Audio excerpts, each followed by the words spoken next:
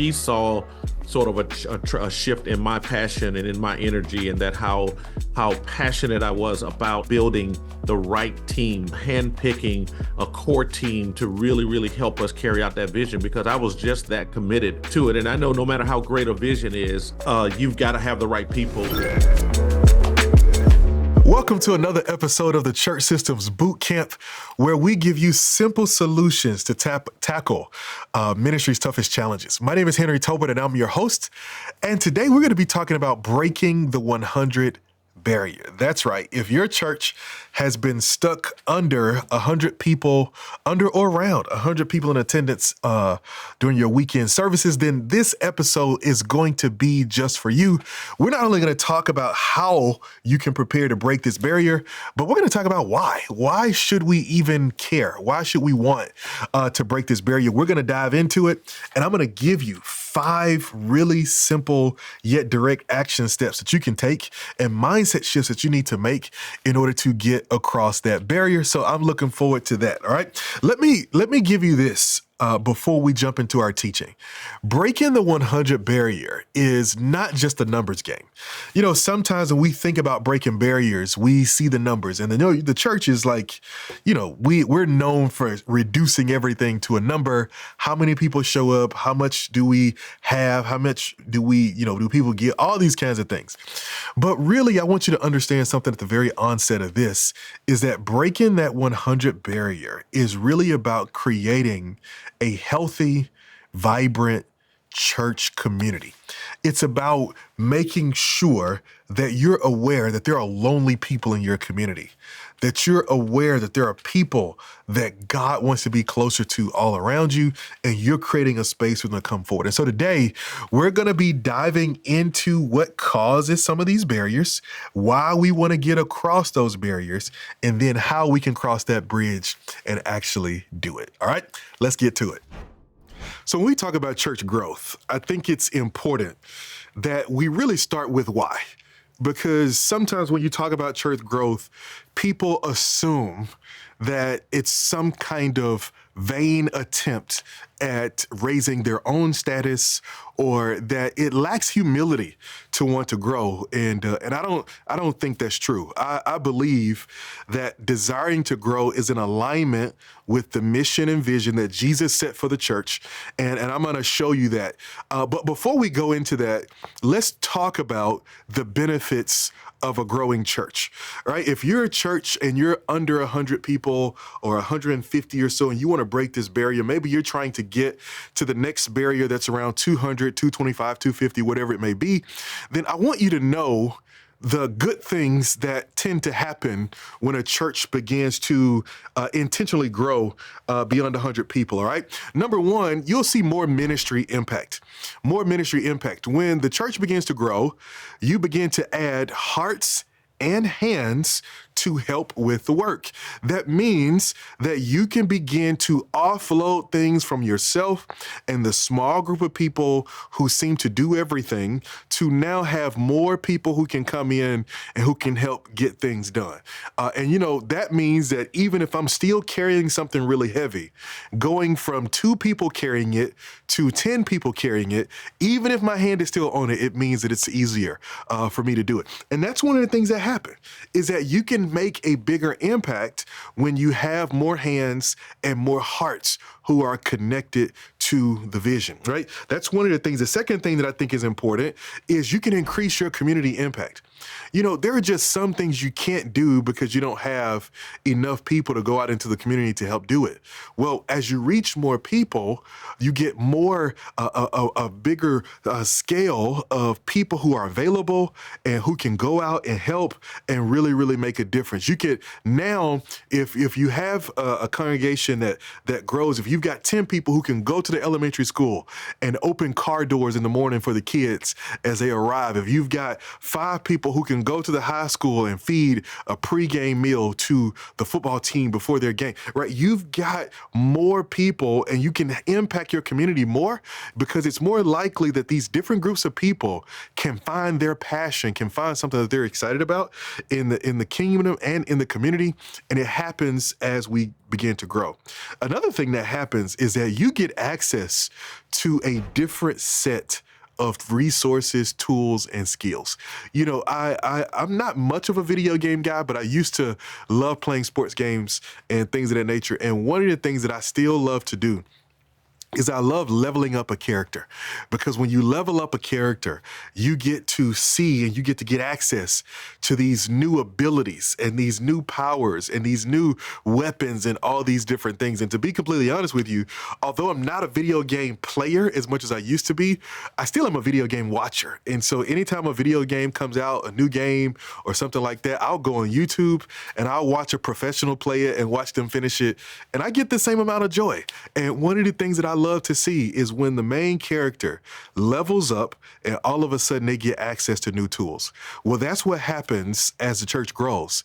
You get access to new tools. Like some of the things that you couldn't do before, you all of a sudden get the ability to do because now you have somebody who's gifted to do it, because now you have somebody who can come in. I'll give you a real example. Just maybe a couple years ago, I was pastoring a church, and this church is a pretty traditional church. And it was mainly made up of people who were probably 50 and older, right? And that was kind of the main demographic of the church. And so when I started pastoring the church, I knew we wanted to do some things to really bring the church forward in technology, to bring the church forward when it comes to the digital space. That was something that was really important. And as we were doing that, I knew it was going to take some time. I started off kind of doing a lot of it myself. And then one day, a young family walks in the church. And the young family walks in, and the husband of this young family is really a digital whiz. I mean, he knew how to do everything from social media to video editing to all kind of production and all these kinds of things. And all of a sudden, this initiative, this vision that I had, it went to the next level, because a new person walked through the door. And as the church grows, every time a new person walks through the door, they bring with them a new resource, a new skill set, maybe some new ideas that can add to the church. And what happens, conversely, is that if new people don't come through the door, there's a stagnant kind of culture that can be created because there's no new skills and no new thoughts and no new ideas coming in. And so you want to make sure that you understand that that's one of the benefits. And another benefit of growth is the one that I hope you're already aware of, is that you can increase your financial stability. When you bring new people into the church, one of the things that can happen is that you can begin to see more resources come in so that the church can stabilize. You know, one of the pressures that I believe really weighs on church leaders is financial pressure. It's being concerned about making it from one season to the next. It's having a vision for the future, but not having the resources that match that vision. It's especially if you're a church under 100, you might be thinking about, really desiring to build a music ministry. But in order to do that, in most cases, you may have to hire somebody. You may not have the budget to do it. And the market is really competitive. A lot of the best musicians are, playing at 2 and 3 and 4 different churches. And so it's really hard to compete in that market right now. And so, but that's one of the things that you need. You need it, but you're not sure. Technology. You want to upgrade some things. You need to upgrade your website. You need to, you want to upgrade your technology in the room. You want to put slides and your notes on the screen and all these but all of those things take money to do it. And so the beauty of it is if you can continue to grow and reach more people, then you increase your opportunity and your ability to really have that stability that you need. All right. Last benefit that I want to share with you, and then we'll jump in to how to do this is, when you begin to grow and the church begins to grow, you create a more dynamic culture.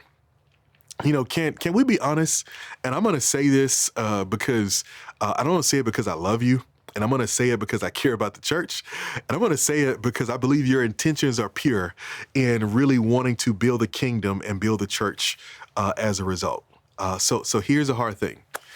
Your church is boring. Or maybe it might be. I don't know your individual situation. But the truth of the matter is if some of us are honest, we walk in, and I know the awkward feeling. I remember as a church planner, I remember there were Sundays that I would go in church and I would just close my eyes and worship and do my absolute best to just throw myself in the presence of God, right? Because I knew the audio was messing up. We were hitting wrong notes on instruments, and we were singing wrong notes, and the graphics were it was just stuff going crazy. And I remember just standing there and just really losing myself in the presence of going, God, I'm not here for all of that. All of that stuff is there. It's a distraction. I'm here for you. And I remember having to intentionally do that and bring myself in, because I knew I was standing there and I was going like, man, if I wasn't the pastor of this church, this might be a challenge for me. And I know it's awkward to say that, because we do this because we do it for God. And I stand on that. I believe that. But here's what I also know. Excellence is invisible. When we do things well, they don't take people's attention away from why we're really there. But when we do things that aren't done well, they become a distraction. Here's how I always say it to the teams and churches that I've led in the past. I say, we're not here to be an attraction nor a distraction. We're not here to be an attraction that makes it all about us and how gifted and how talented we are. We're not here to be a distraction and to do it with such a lack of excellence that it takes people attention away from what it should be on. We're called to live in the middle of there somewhere, to where we just do the simple things the right way so that people can lock in and focus on why we've gathered. And that's one of the things that happens when a church grows, is that you can begin to build a more dynamic culture. You can begin a culture. I remember at one point as a church planter, when our church was still really new, and we had grown down from 99 on launch day to probably about 35. And some of those midweek Bible studies would be 2 people in the room, right? And I remember when those 2 people were in the room, like, with just a few people in the room, like if somebody wanted to just raise their hand and worship, it was awkward. If somebody shouted a random hallelujah, it was awkward, And so as a result, people didn't really do it because there wasn't enough, space for them to kind of be anonymous. And these were really unchurched, and they were new people and stuff. But then as we began to grow, people, and we started to get more people in, our culture became more dynamic. We ended up having the people who were comfortable raising their hands and singing out loud. And I think at one point we even got a runner, right? I remember the first time we got a runner in church, I was excited, right? Somebody who just kind of took out running with joy. And I was like, okay, that's new, right? But it was so amazing, because it was just the freedom to be who they were called to be. Sometimes your current culture can squeeze out the culture that you're trying to build. Sometimes where you're trying to go to get to a place where people freely worship it and people are not afraid is squeezed out by the people who look at you weird every time you make a noise, right? And so one of the things that happens when you grow, though, you can foster a more dynamic culture, because those voices that are loud when the church is small, they become less loud as the church begins to grow. And so you want to be aware that that's a part of it, all right? So that's all great, but how do we break the 100 barrier, all right? I want to tell you something, man. This is going to sound really simple, but is not as much about your service, and is not as much about your music or your building or your facility when it comes to breaking the 100 barrier. The big thing that really takes precedence is how you think about church growth. It's going to be your mindset, and it's going to be how you prepare. So much of what I'm about to share with you to help you break the 100 barrier is stuff that happens behind the scenes. It's not always the stuff that the people in your congregation will see. Some of it, may show up in a visible form, but a lot of this is going to be invisible, right? I think of it like a plant. When you want to plant a seed and you want to grow something, you put that seed in darkness. And even when you can't see it, that seed is taking action. Something is happening beneath the surface, so that by the time you see it, that thing has already been happening. The process has already been going. And that's the same. I think the same is true for church growth, is that by the time you see the growth, there's a process, there's something that's been happening behind the scenes that you didn't know about, right? I remember when our church the first church I ever planted, when we first passed the 125 barrier. I remember we kept bumping up against it. We'd be 80, then 100, and 115 one Sunday. We got 127, but then we came back down. And it just kind of kept going until we eventually broke through to where we got to the other side. And when it happened, I remember somebody saying to me, man, it seems like you guys grew out of nowhere. And I was like, nah, it didn't come out of nowhere. I spent a lot of nights meeting with our team. We spent a lot of nights praying every single Friday night. We would fill up our little 1,100 square feet apartment, and we would turn on music. We would study the Bible, and we would just pray for hours. I remember at one point, one year, we got to about the 6 month mark of the year, where we got to like the end of June. And I think out of 6 months, I had fasted a total of about 4 of those months, the most that I'd ever done it in my life. And it wasn't just me, it was all these people. We were doing it together. And so there were so many things happening behind the scenes that eventually led to what was happening on the scene. And so I want you to get prepared, because I'm going to share with you these 5 strategies, or these 5 things that you need to do, that you need to be prepared to lead your church in order to break the 100 barrier. So let's dive into it. All right.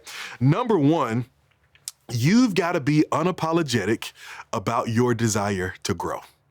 You've got to be unapologetic about your desire to grow, right? If you're afraid to admit that you want the church to grow, I can almost guarantee that you're not going to be able to create a culture of growth in your church. You've got to be unapologetic. You've got to be at a point where you say, listen, I want our church to grow, and I'm not apologizing for that.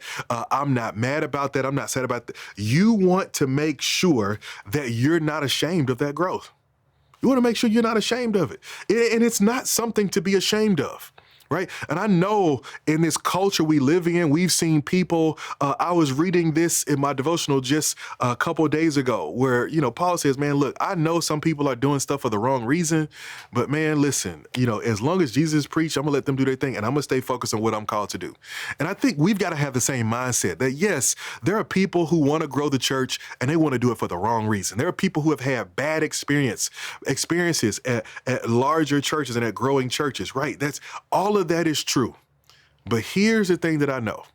A restaurant that I really love messes up my order once, I'm not going to stop eating food. I'm still going to eat food. And matter of fact, I'm probably still going to go to that restaurant. I'm going to give them a chance to get it right. My point is, bad experiences over here don't mean that we give up on the concepts that we're pursuing. And just because some people have wanted to grow for the wrong reasons doesn't mean that you want to grow for the wrong reasons. If you're serious about developing people, discipling people, getting people to Jesus, empowering people to go and walk with Jesus, if you're serious about those things, you've got to be unapologetic about your desire to grow. Embrace it. Don't run away from it. Embrace it and communicate that vision. Communicate that vision. Make it clear to the people in front of you. One of the mistakes that I've made as a pastor in the past is I try to really lead a secret campaign to grow the church. And because of that, I wasn't communicating clearly that this was a desire for us. And what it ended up doing in my case is I ended up allowing those who did not want to see the church grow, because they wanted to protect their comforts and their relationships, and it ended up allowing them to sabotage what God was trying to do in the church. And so you've got to be unapologetic about growing. And is it going to bring out some critics? Absolutely. Is it going to bring up some conflicts? Absolutely. But these are conflicts that you would rather deal with today than wait until new people show up and more people get hurt because the bed and the stage wasn't set for them to come in. So you want to make sure that you're unapologetic.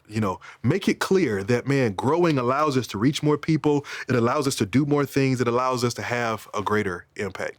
There are a couple things I see when it comes to how people think, and how pastors specifically think about church growth.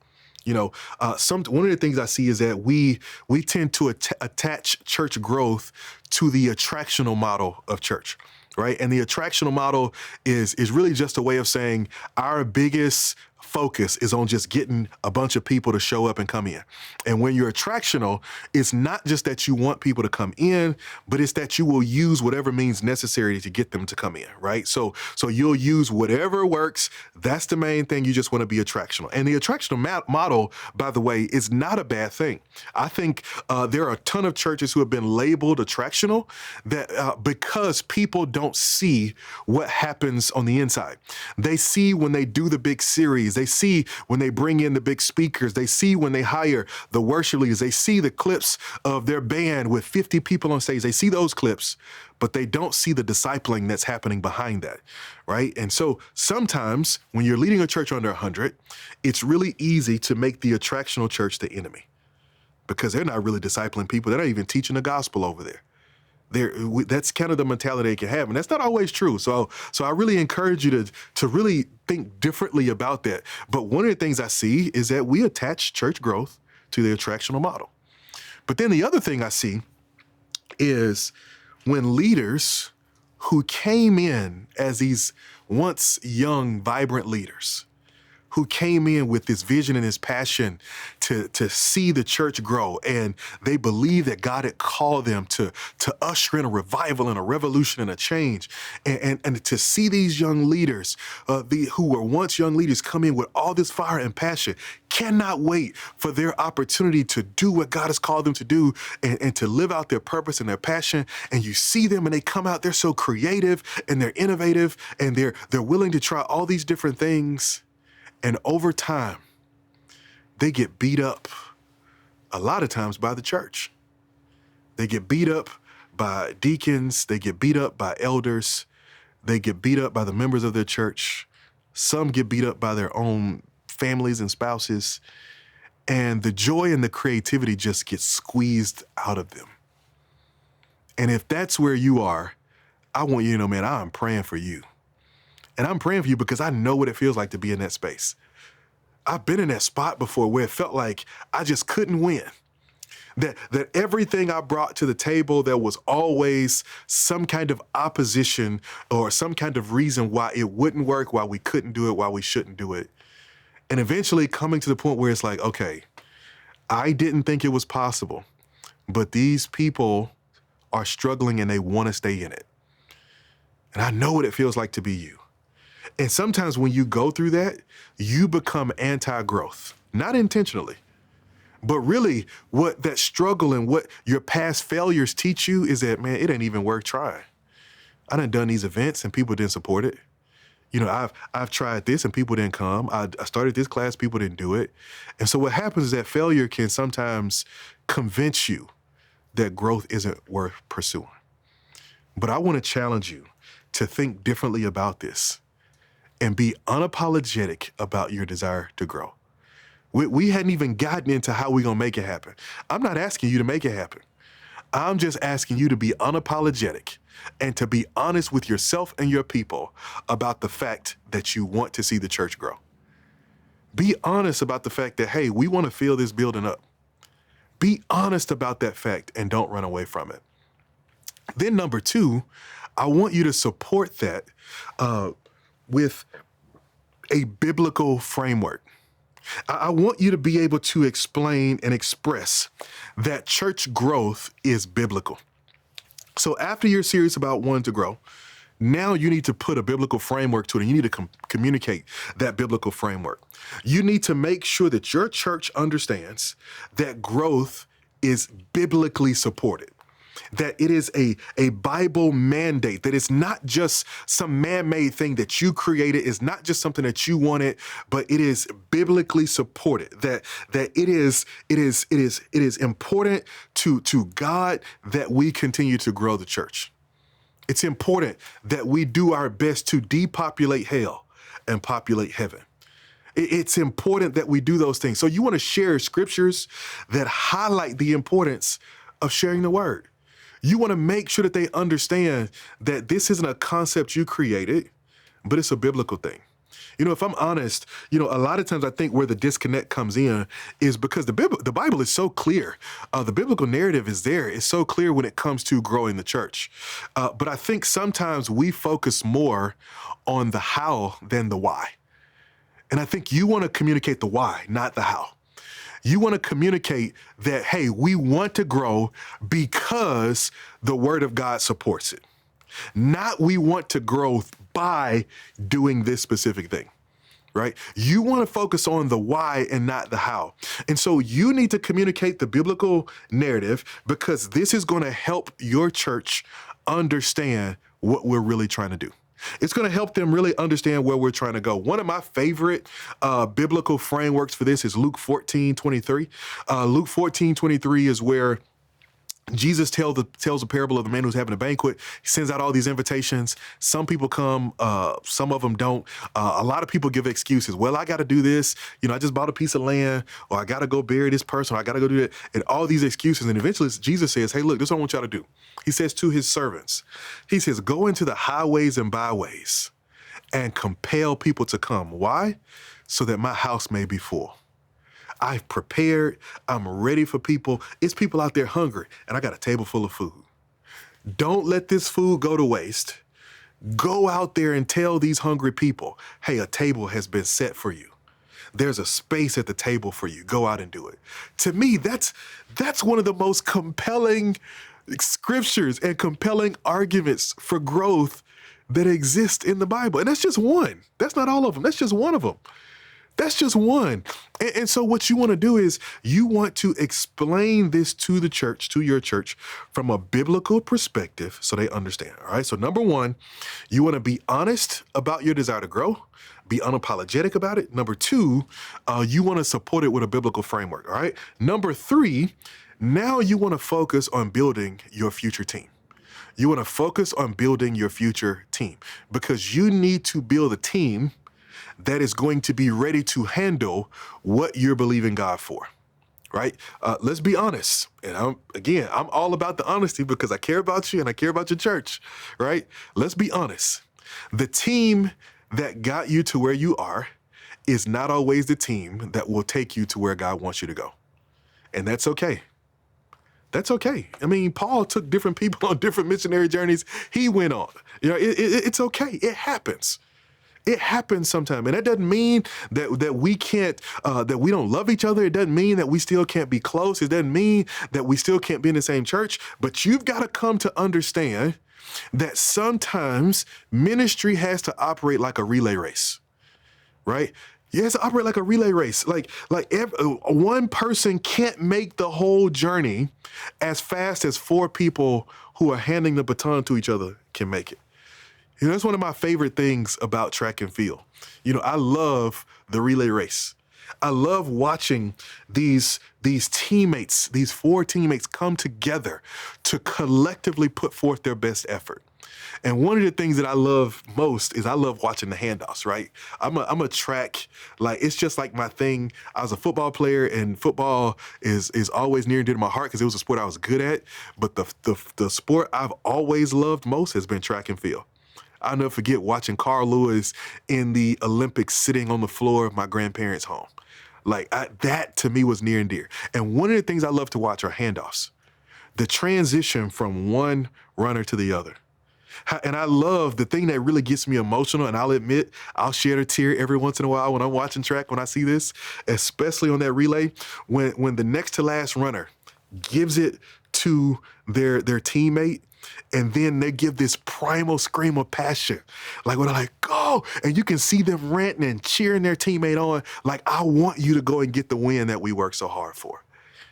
And you've got to think about that when it comes to building your future team, is that there comes a time where a team that was built for maintaining gives way to a team that is more geared towards growing. This is moving from management to innovating. And you've got to begin to build a team that fits the future you're trying to go into. Right? Like right now in this era, having a team that is opposed to technology is probably not a great thing. You need to think about your team for the future. And so what you want to do is you want to identify and nurture the potential leaders who you know can help take you into the future. You need to be thinking about the different people groups and generations that are involved in your team. You need to be thinking, in many of our cases, you need to be thinking younger. You need to be thinking about training up those people. I'm not just saying throw them into leadership and they're not prepared. I'm not saying that at all. But that's why I say focus on building your future team. not just throwing them into leadership when they're not ready, but right now, while you've got some leaders who are getting ready to pass the baton, you could be training those other leaders behind the scenes so that when the time comes, they'll be ready. When the time comes, they're ready to step in. And so you want to invest in their development. You want to begin to train them for the future. You know, most pastors, like yourself, are often leading in cultures that they didn't build, right? In most cases, unless you planted your church, you're leading in a culture that another leader helped to build, which means that you probably have a team that another leader trained and discipled. And so this is your opportunity to begin to train for your leg of the journey. You know, one of my favorite stories, and I love to think, I actually got it, at first I heard it from a movie that I love. I love apocalyptic movies. And this movie, Deep Impact, where it's about this asteroid is getting ready to hit the Earth and all this kind of stuff like that. And so they're getting ready to go and try to fight this asteroid and blow it up so it doesn't destroy the world and all this kind of stuff like that. And one of the pilots of the space shuttle said, he said, you know, in the days of Mark Twain, the Mississippi River was too vast for any one riverboat pilot to understand and to remember the whole thing. And so what they did is that they broke the river up into sections, and every pilot had one task: to know their section of the river. They didn't have to know the section before them or the section after them. They needed to know their section of the river. And what I'm saying to you is this, is that this is your opportunity to train your team for the next section of the river, to train them for where you're getting ready to go. I know where you are right now, and the team that you have may be great for where you are, but now start training for the future and where you're going, right? And some of the people you have may be great to transition into the future, but I'm also wise enough to know that one of the things that will keep you from going into the future is having people on the team who just don't want to go. And so you need to start training your team for the future, because here's another reason that you need to start training your team for the future, is that one of the things that keeps a church below 100 in attendance is the do-it-all pastor. It's the rock star pastor who does everything. You're making all the visits, you're doing all the preaching, you're doing all the planning, you're making most of the decisions. The do-it-all pastor, because you become your own bottleneck. You become the reason that you can't move forward. You become the reason that people can't be sticky, because God sends you gifted people, but you won't let them go. And some of that is built on past experience. Some of it is built on stuff that happened in the past. I know one of the things that happens a lot to pastors is that we get afraid to empower people too quickly because we're afraid they'll leave us. Right? We're afraid that, man, I'll put you in this position and then now you leave and I got to go back to the people and I got to explain this and all this. I understand all of that, but I'm here to tell you, if everything stays in your hand, the church can go no higher than you. It's what John Maxwell calls the law of the lid, is that the organization cannot grow beyond the capacity of the leader. And so if we've got to wait on you to make every decision, if we've got to wait on you to give all the guidance, the very same thing that gives you comfort because you have control will give you discomfort because you won't have any space and you won't have capacity. And so you've got to make sure that you start building your team. Here's one of the things I want to challenge you to do, is I want you to start offloading tasks. I want you to start letting go of tasks that can go to other people. We're working with a pastor in our program. And when this pastor came in, they've been at a church for about 8 years. And for the entire 8 years, they've been stuck right around 18 people. 18 people is what they had, and they just couldn't go before. But this pastor was just as worn out as if they had 200 people. They were doing everything. I'm talking about they're cutting the grass, they're cleaning the building, they're planning the service, they're doing setup and breakdown, they're doing all these different things. And so I had this pastor go through an exercise. I said, I want you to make a list of all the tasks that are on your plate, all the things that you're responsible for, all the things that you do. And that list came out a mile long. And I said to this pastor, I said, all right, here's what we're going to do. I said, we've got to get rid of a bunch of these tasks, as many of these tasks as possible. And I want you to only be left with just a handful of tasks that are on your plate. A handful of tasks, right? And this pastor's telling me all these different things they got going on. And so I said, listen, that can die, let it die, put it down. Because here's what I realized, and this may be true for you. Many pastors are wearing themselves out trying to keep things alive that people won't miss if they die. You're wearing yourself out for a program or for an event or for a ministry that if it disappeared, people would be okay and they would just keep going with their lives. And so one of the things that you've got to do is you've got to learn that. You've got to see the reality of that, and you've got to be willing to let some things go. So I want you to make a list of all the things you're responsible for, and then I want you to look at that list and I want you to get rid of it. Right? In a future episode, I'm going to give you some more detail on this, and I'm going to help you figure out which tasks you should carry and which ones you should not. But for now, make the list and start looking at the task and saying, look, here are the things I can let go, and give yourself some space back so that you don't become the lid that's holding your church back from growing. Number 4, the fourth thing that you've got to lead in, and I'm going to go ahead and tell you that this is going to be one that might make you uncomfortable. But you've got to break up the silos. You've got to break up those little groups of people and those little cliques that are keeping new people from really getting integrated. You know, you've got to go and you've got to be willing to go and attack some sacred cows. I heard a leader say it this way. You need to develop a hunger for hamburgers. Hamburgers and steaks, because you need to be killing sacred cows left and right and just putting them away. And that's one of the things you've got to do. You have got to make sure that you create a culture of collaboration. One of the reasons that a church stays stuck under 100 is because of the silos.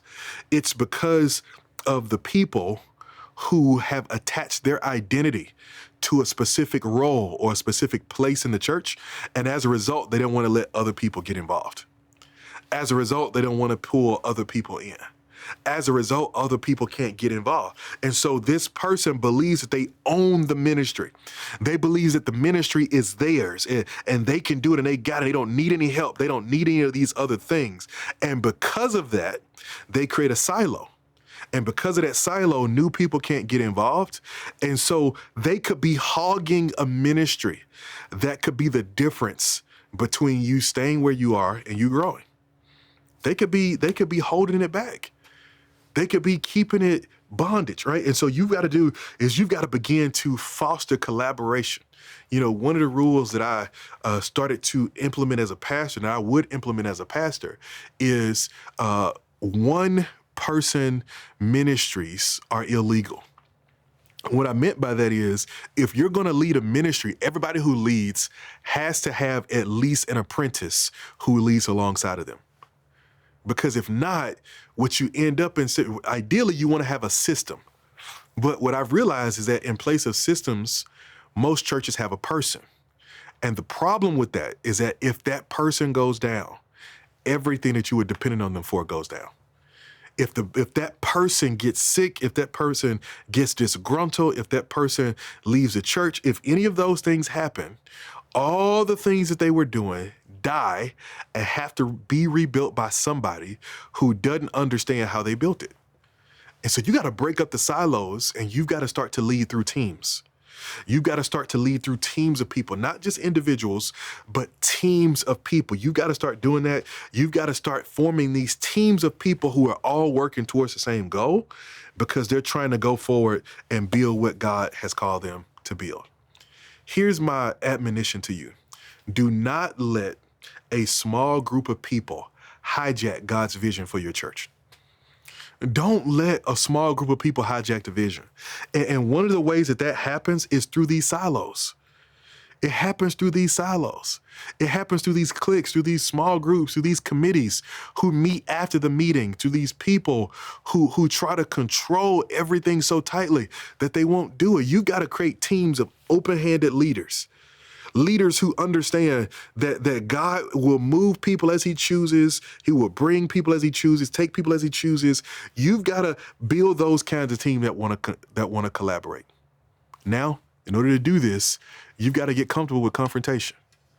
You can't be afraid to have the hard conversation because sometimes your silence feels like consent.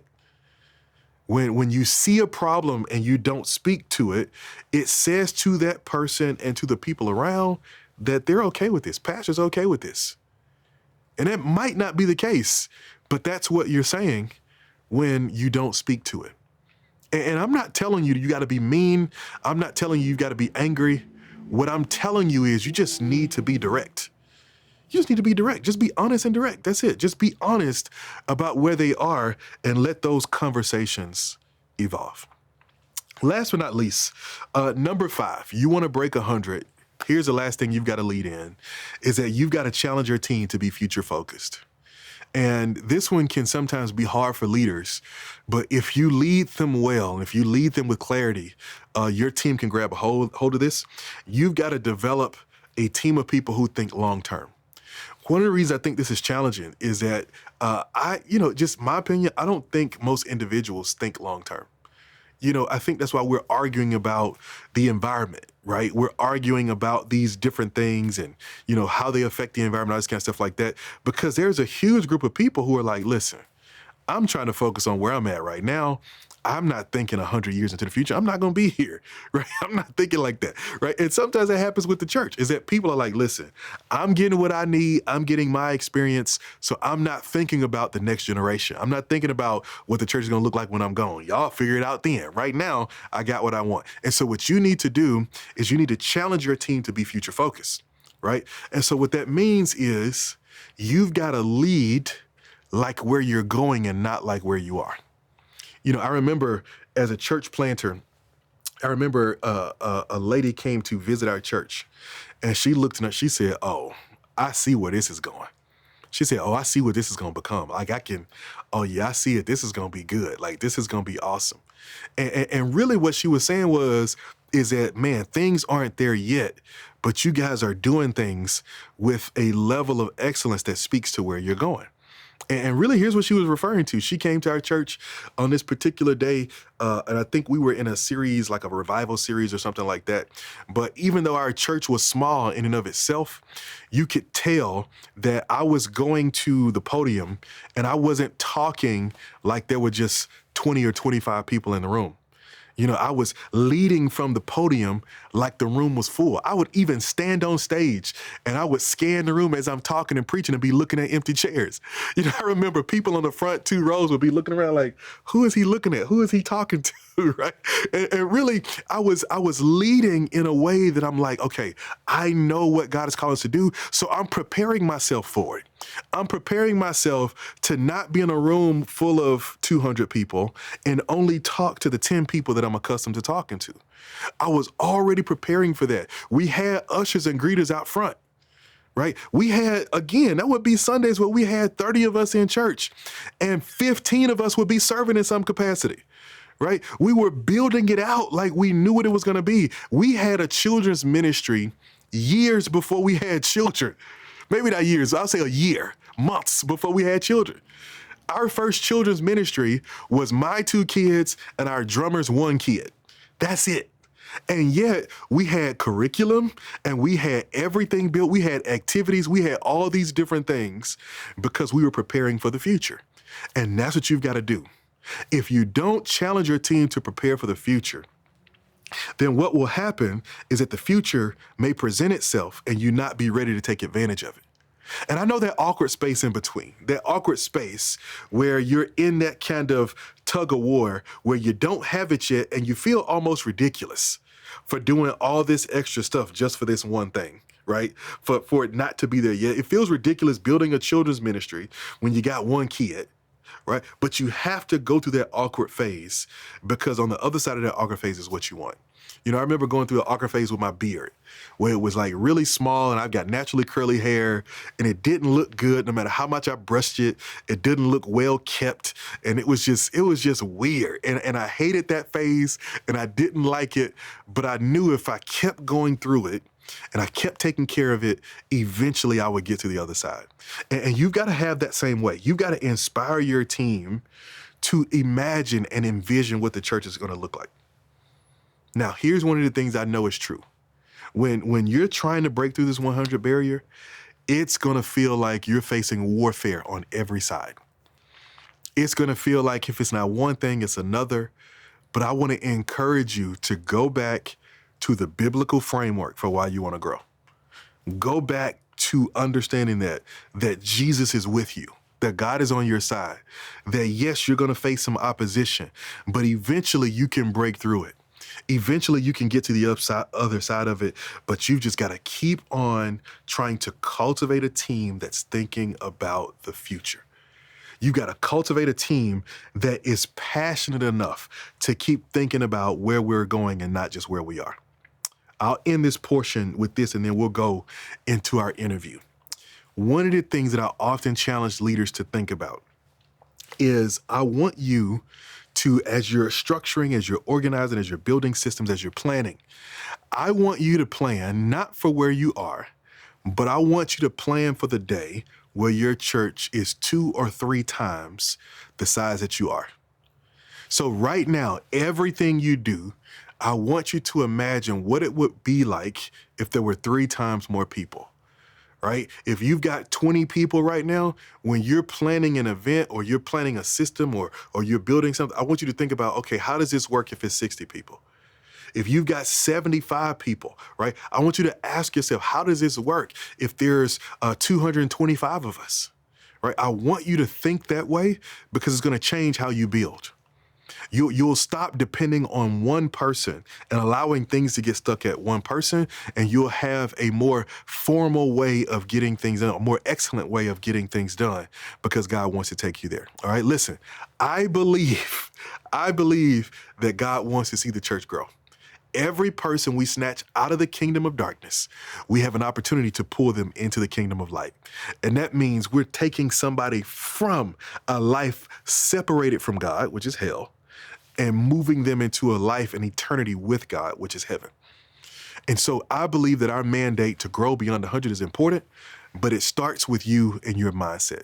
Check out this interview and let's talk about it some more. Well, you can probably tell by now, you're going to break the barrier. It's going to happen if you as a leader make a decision to move forward. And so we want to partner this training, as I've said before, with some real boots on the ground experience. And so I want to introduce you to somebody who's actually done this, who has broken this barrier and we've had a chance to be a part of their journey. I want you to meet Pastor Eric Rush. Hey, Pastor Rush, how are you? Hey, how are you, sir? I'm doing well. Man, awesome. Thank you so much for being here and a part of what God has been doing our Church Systems Boot Camp. It's just been a joy to walk on this journey with you. So I want to start here about where you were kind of when we first met and what you were thinking about and what was really happening in your heart and your spirit when you decided to join the program. Sure. Well, listen, first of all, I thank you for this opportunity just to be able to share our journey, or at least a portion of our journey with some of the listeners here. And I pray that maybe some things that God has done in our world will be a blessing to others. I was relatively early in my pastorate when you and I first met. It was in December 22, I think it was. And I became senior pastor in January of 21. So I was about to hit the 2-year mark. And one of the things that I was challenged with or faced with was, how do we move forward? How do we implement what's next? After taking over as pastor, our church, after we casted the vision, our church was very receptive of the vision. And so I was fortunate to have a pretty good honeymoon, I would say, where everybody sort of received the vision and really rallied around it. But my focus initially, honestly, was more of internal care, casting vision, wanting to maintain, what we had. And so we really focused internally a lot. And at the time when you and I met, I was at a point that it was like, how do we move forward? We have to engage more in our community. We have to be more evangelistic focused. How do we build on what we already have? And so that's when you and I met, and so that was sort of the state of our attendance. We had a good, solid core of members that were faithful, but really knowing that God had more for us, knowing that we were capable of more through the power of God and the help of God. And so we were at a point of, how do I move forward? So burning passion in my heart to move forward and to charge forward, but really not knowing exactly how to do it, or what specific steps I needed to take or specific measures I needed to put in place. And so that's what made this partnership so amazing to me, because it helped us move forward. Man, that's amazing. I really did see such a change. And I remember we did our initial breakthrough session. When it came to church growth and moving things forward, you weren't putting the pressure on the congregation. You were really searching internally. And you were asking, not who do they need to become, but who do I need to become? And I thought that was just so amazing. Here's one of the things I'm curious about. What are some of the maybe just one specific strategies that you were able to that really led you guys to really break through that 100 barrier? Well, the challenge I have right now is trying to narrow it down because there were so many things. Some were programmatic, but then some were just ideas. Just like wow, why didn't I think of that? And so, I would just say what this program has done for us is given it's sort of opened up my mindset to think outside of the box, to think broader, and to really recognize some of the low hanging fruit that was right there. A couple of things that we did that had really significant impact is, I would say, one is our invite strategy. We really leaned in on an invite strategy, and in conjunction with that, we actually sort of redesigned our foyer or our lobby area. We created a welcome center, and it has been absolutely transformational. Our members are more excited and pumped up. It's just a feeling of pride when you walk into the foyer, but then also the experience for those guests. So that invite strategy, we wanted to make sure that what we were inviting them to was something of value. And we wanted them to feel our hearts when they first walked in the door. The Absolutely. welcome center, the investment in that was absolutely game changing for us. But then I mentioned the invite strategy where we really cast the vision in terms of what was in my heart regarding the value of having a healthy invite culture. And we talked about the benefits of it. We said, what would it look like if we did this? And then we challenged our congregation and we put a number to it. Say, hey, I'm going to challenge you over the next, period of time to pass out these many invite cards, or to make sure you invite those people that are sort of already in your close proximity. And so we really pushed into that. Our congregation really embraced it, with the welcome center, and there's so many other things that I'm sure we don't have time to get into all of them, but there's so many things. But the thing is really really not going it alone, casting that vision and letting our congregation know, hey, here's what it would look like if we do this. And when you paint that picture, those that are really committed to the vision, committed to the house, they'll jump in and they'll embrace it, and you'll see things move forward. It'll give you wind behind the sails, and take you really far. Man, I love it. And I love it. One of the things that I was really grateful for when we were talking about this is just, it was clear that you were taking the content seriously, you were taking the training seriously.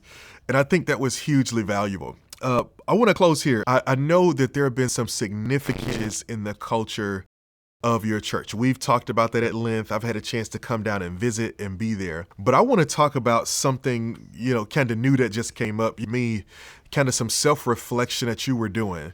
So talk a little bit about what Raina shared and the differences she saw in you as you started to really connect. Yes, and that was a part of my personal sort of a self-reflection journey or exercise that I embraced because I wanted to become the best version of myself. And I think, as you mentioned, if we're going to effectively, lead our congregations effectively, the health of the organization or the health of our congregations are only going to be as healthy as the individual leader. And so I am really big on assessment, on self-reflecting. I call it the X-ray version. And so I really want to be better. And so I reached out to a few people to get them to sort of share some things. And one of the things that my wife mentioned was how my heart was really, really hungry, and I was determined to our ministry forward.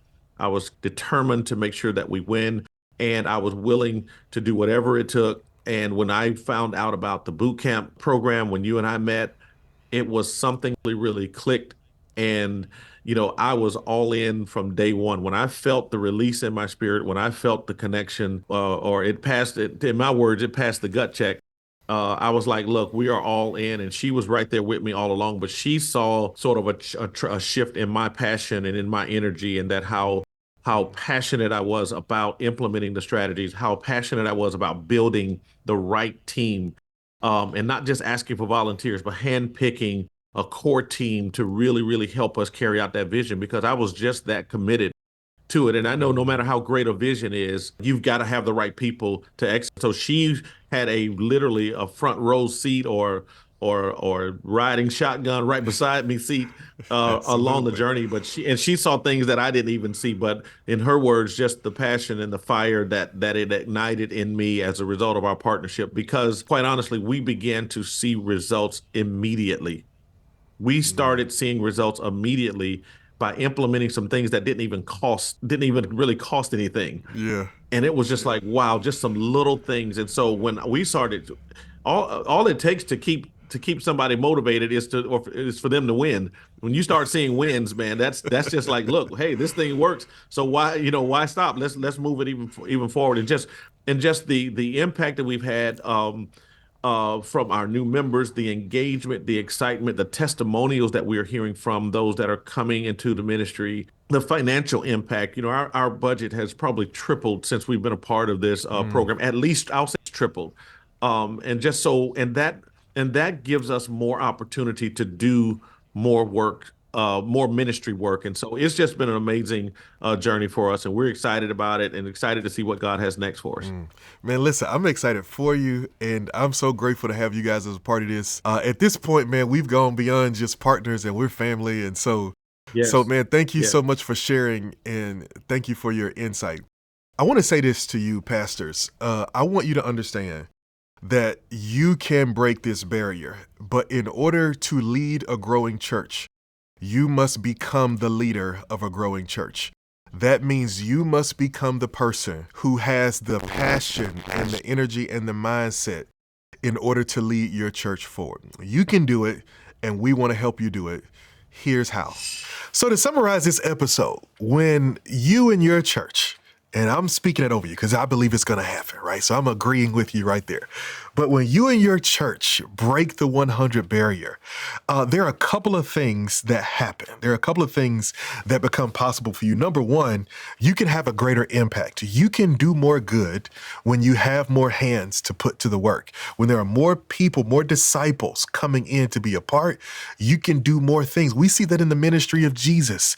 In the ministry of Jesus, we see some things that he does with the 12, some things he does that takes us the whole 72, some things that he does with 500. We see these different things. And so you can have a greater impact. But then another thing that happens is you get a greater presence.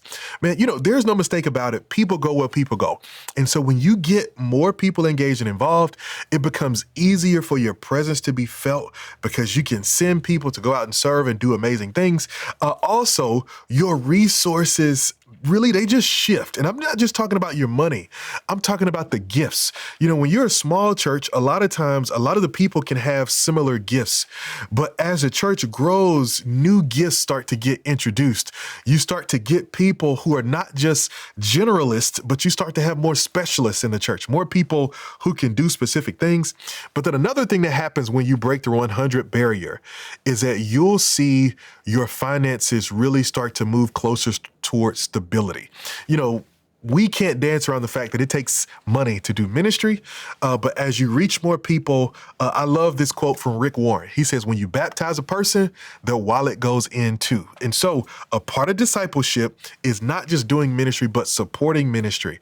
And so as you do that, you get a chance to do that. So you've got to really embrace these principles of being unapologetic about your desire to grow. It's okay to want to reach more people for the kingdom. Not only is it okay, I believe it's a part of our biblical mandate. And so you want to make sure that you lean into that and not be afraid of it. All right. So listen, if you want some help and you want to implement this, I want you to go over to our website at getchurchsystems.com. And I want you to explore our Church Systems Bootcamp. In our Church Systems Bootcamp, that's where we come alongside you and we walk with you. We help you implement these strategies. We help you put your mind in this place. We help train and coach your team. That's one of the benefits of the boot camp is not only do you get access to our library of well over 70 training videos, but so do your leaders. Your leaders get trained. That's one of the big gaps that so many churches have is that, Pastor, you go to conferences and you go to seminars and you read books and you do all these things to get better. But what about your team?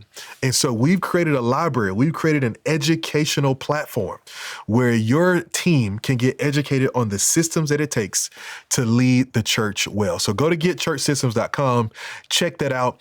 And I would look forward to having a conversation with you to talk about how we can serve you and how you'll be a great fit. All right. I also want you to stay tuned for our next episode, because in our next episode, we're going to be talking about the silent struggle, how you as a pastor can to begin to recover from burnout.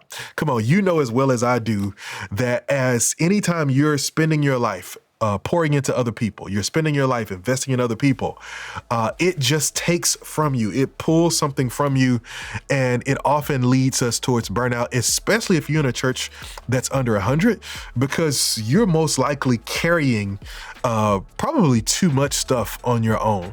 And so in our next episode, I'm going to challenge you to put some stuff down, to let some stuff go, even if it hurts a little bit, even if it means that some things need to go undone for a little while. But I'm going to challenge you to do that for your own benefit, because it's best for you, right? I care about you and I want to see you thrive, and I want to see you finish the race. Paul said, I finished my course at the end of his life, and I don't want your life to end before your course ends. There's something that God wants you to do with your life. There's something he had in mind when he created you, and I want you to have the stamina and the energy to finish your course, all right? So make sure you're tuned in for the episode. I think it's going to be a huge blessing to you, all right? Until next time, keep the gears turning. Peace.